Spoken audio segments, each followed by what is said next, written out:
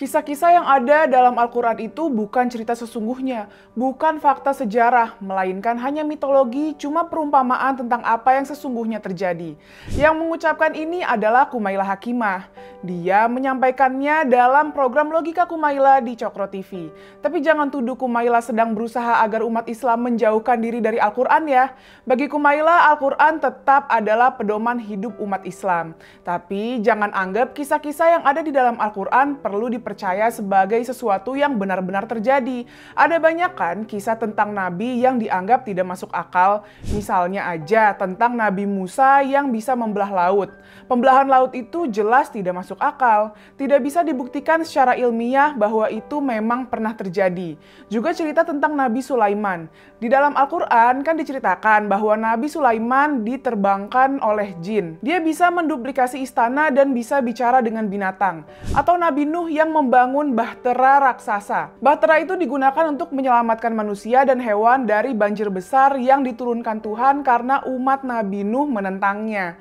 Pertanyaannya, apakah itu benar-benar terjadi? Kumaila menjawab, itu semua memang bukan fakta sejarah.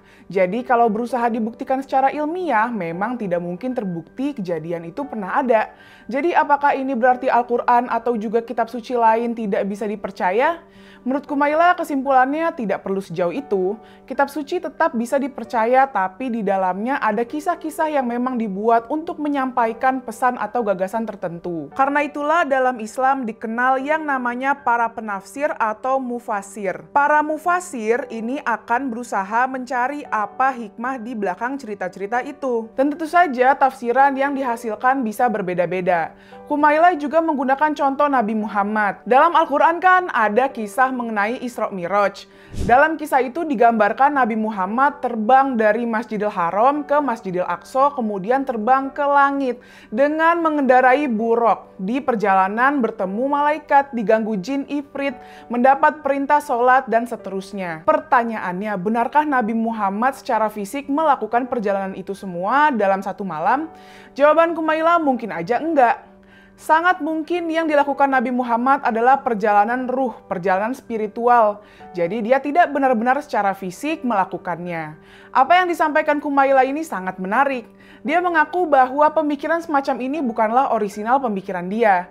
Banyak penafsir Islam yang memiliki keyakinan serupa. Apa yang dikatakan Kumaila penting karena bila memang begitu halnya, ada banyak pertanyaan yang meragukan kitab suci dapat dijawab.